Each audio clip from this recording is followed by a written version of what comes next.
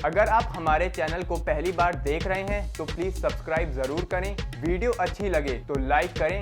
हमारी वीडियो पहले आप तक पहुंचे, बेल आइकन क्लिक करना ना भूलें।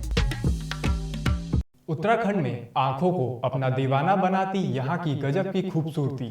ठंडी हवाएं कानों में आकर कुछ गुनगुनाती, कहती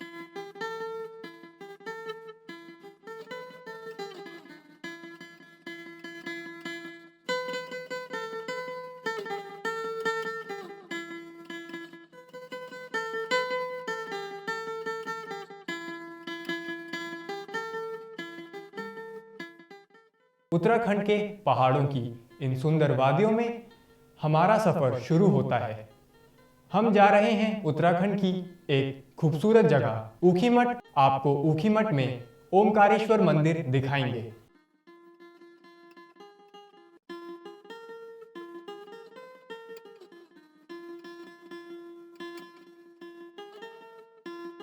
यह जगह कुंड है। यहाँ से केदारनाथ और ऊखीमठ के लिए रास्ते अलग अलग हो जाते हैं।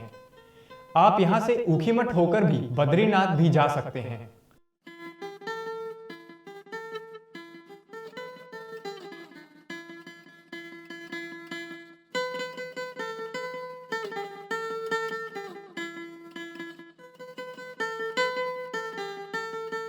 ऊखीमठ पहुंचने के लिए नजदीकी रेलवे स्टेशन ऋषिकेश और एयरपोर्ट जॉली ग्रैंड देहरादून में है। वहां से आप देवप्रयाग होते हुए श्रीनगर, रुद्रप्रयाग, अगस्मुनी होते हुए ऊखीमठ पहुंच सकते हैं।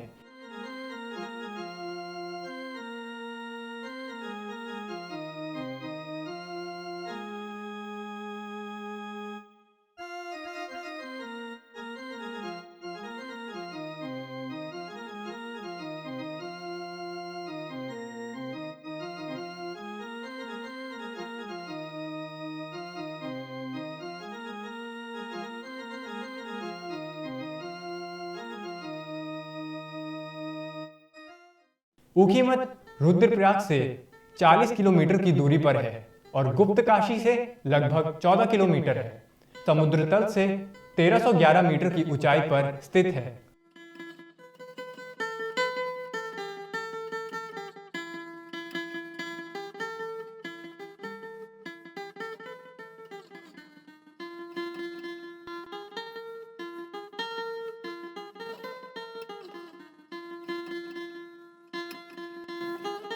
ऊखीमठ के ठीक सामने दूसरी पहाड़ी पर गुप्तकाशी दिखाई देता है। यहाँ से शानदार हिमालय श्रृंखला की बर्फ से ढकी चोटियां स्पष्ट रूप से दिखाई देती हैं।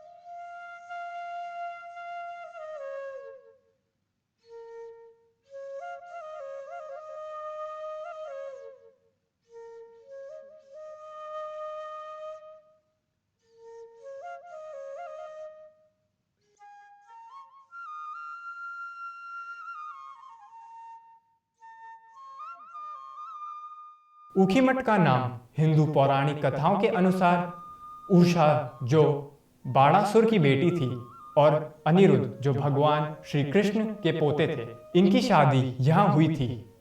कहते हैं उषा के नाम से ही इस जगह का नाम उषा मठ पड़ा, जिसे अब ऊखीमठ के नाम से जाना जाता है। अब हम मंदिर में पहुंच चुके हैं। मंदिर में प्रवेश करने का विशाल सिंह द्वार है। यह द्वार खूबसूरती में बद्रीनाथ धाम के मुख्य प्रवेश द्वार के बाद उत्तराखंड में दूसरा स्थान रखता है।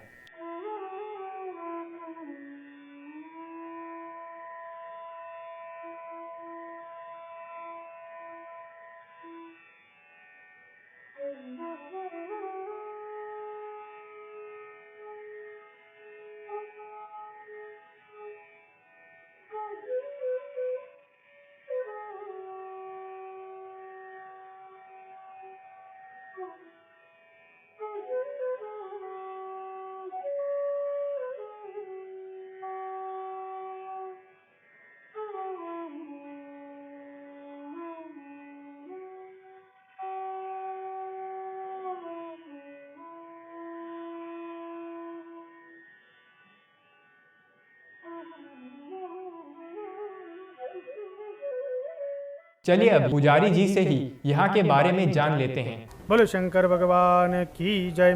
मेरा नाम है वागेशलिंग प्रधान पुजारी, श्री केदारनाथ मंदिर। ये भगवान केदारनाथ जी का और पंच केदार का गद्दी स्थान ऊखीमठ ओमकारेश्वर मंदिर है। ये भगवान आपको सामने जो दिखा देते हैं ये ओमकारेश्वर मंदिर है। बाबा केदारनाथ जी का 6 महीना पूजा इधर होते, 6 महीने हिमालय में होते हैं। अंदर एक कड़ा मूर्ति है, हाथ जोड़ा हुआ मुद्रा में है, वो राजा महानदाता है। राजा महानदाता ने, मध्य प्रदेश के एक राजा था, उनको चौथावस्था में जीवन में वैराग्य होकर अपना राजबाड़ सब छोड़ करके देश भ्रमण करते करते इसी स्थान पर पहुंच जाते हैं। इसी स्थान पर उन्होंने 12 साल तक एक पाँव में खड़ा होकर निराहार कठिन तपस्या करता है। तब भगवान भोलेनाथ ने उनको प्रसन्न होकर इसी स्थान पर ओमकार के रूप में दर्शन देते हैं। इसके लिए इस मंदिर का नाम है ओमकारेश्वर मंदिर है। भगवान केदारनाथ जी का जब केदारनाथ का दीपावली का दूसरा दिन, पाड्य का दिन, केदारनाथ का मंदिर बंद हो जाता है। मंदिर बंद होने के बाद भगवान केदारनाथ जी को जो स्वयंभू है, ज्योतिर्लिंग है, उनको समाधि कर लेते हैं। समाधि मतलब योग ध्यान में बिठा देते हैं। उसके बाद भगवान केदारनाथ जी को जो चल विग्रह उत्सव मूर्ति को डोली में बिठाकर पैदल लेके आते हैं। इसी स्थान पर, इसी मंदिर का अंदर, गर्भ मंदिर का अंदर प्रतिष्ठापन करके 6 महीना पूजा पाठ अर्चना संपन्न हो जाता है। इसके लिए स्थान को पंच केदार का गद्दी स्थान माना जाता है। अभी आने वाले संडे का दिन द्वितीय केदार मध्यमेश्वर जी का डोली भी इधर आ रहा है। अभी स्वागत का तैयारी चल रहा है। इस समय भगवान भोलेनाथ जी का 6 महीने का पूजा स्थान ऊखीमठ ओमकारेश्वर मंदिर है। अंदर गए तो उषा अनिरुद्ध का विवाह स्थल है। उषा थे एक बाणासुर का पुत्री, अनिरुद्ध था श्री कृष्ण का पौत्र, प्रद्युम्न का लड़का था। उषा ने इसी आस्थान पर वेदाध्याय पढ़ता था। पढ़ते पढ़ते एक रात स्वप्न गिर जाते। स्वप्न में एक सुंदर राजकुमार को देखता है।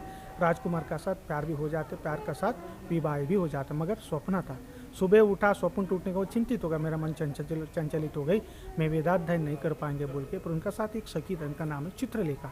बहुत निपुण था चित्र लिखने में, माया रूप का भी गान गंधर्व एक सब कुछ चित्र लिखा। फिर भी उषा का समझ में नहीं आते। तब दोनों माया रूप लेके ढूंढते ढूंढते जाता है।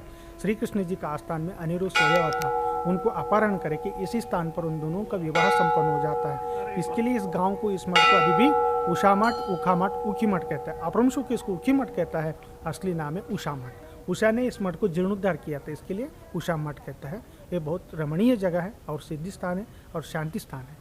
इधर आके जो भी श्रद्धालु आके दर्शन करते हैं, मन प्रसन्न होकर जाता है। भगवान भोलेनाथ जी का कृपा आशीर्वाद ले लेते हैं, इनके लिए मोक्ष प्राप्त हो जाता है। बोलो शंकर भगवान की जय। यहाँ पर भगवान श्री मध्यमेश्वर जी की डोली आने वाली है, तो उनकी स्वागत की तैयारी चल रही है।